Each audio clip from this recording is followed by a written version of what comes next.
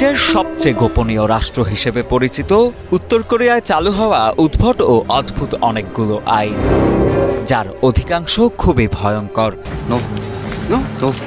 এর মধ্যে কিছু আইন ভয়ঙ্কর না হলেও দেশটির নাগরিকদের করানো হয় অনেকটা অনিচ্ছায় বা জোর করে। চাইলেই ইচ্ছে মতো চুলের স্টাইল করা যায় না, শোনা যায় না ভিনদেশি কোনো গান। এছাড়া দেশটির নাগরিকরা পারে না নিজ দেশের বাইরে ভিন্ন দেশে কল করতেও। এমন অসংখ্য আইন রয়েছে খ্যাপাটে শাসক হিসেবে পরিচিত কিম জং উনের দেশে।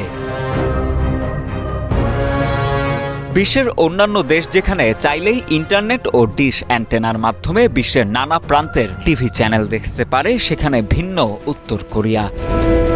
চাইলেই ভিনদেশি টিভি চ্যানেল দেখতে পারে না উত্তর কোরিয়ার অধিবাসীরা।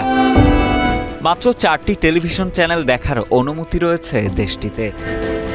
আবার সেই চ্যানেলগুলোর অনুষ্ঠানগুলো নিয়ন্ত্রিত হয় সরকারিভাবেই।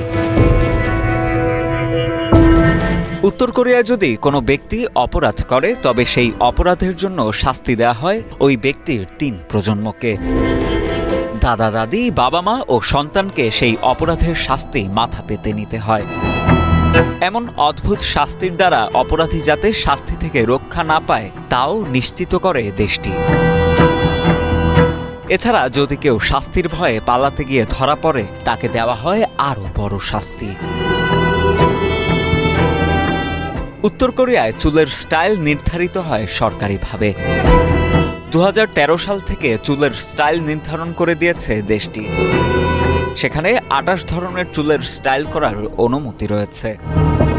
এর মধ্যে মেয়েদের জন্য 18 প্রকার ও ছেলেদের জন্য 10 প্রকার চুলের স্টাইল করার অনুমতি রয়েছে। সরকার প্রবর্তিত স্টাইলের বাইরে কেউ চুল কাটলে তা সরকার বিরোধী হিসেবে গণ্য হয়। এদিকে টাকা পয়সা থাকলেও চাইলেই কেউ বাসাবাড়ি করে বসবাস করতে পারবেন না দেশটির রাজধানী পিয়ংইয়ংয়ে। এছাড়া উত্তর কোরিয়ায় আইফোন, সনি কোম্পানির টেলিভিশন, ল্যাপটপ ইত্যাদি ক্রয় বিক্রয় নিষিদ্ধ। তবে এসব ক্ষেত্রে নিজেদের দেশীয় যন্ত্রপাতি ব্যবহার করতে পারে দেশটির জনগণ।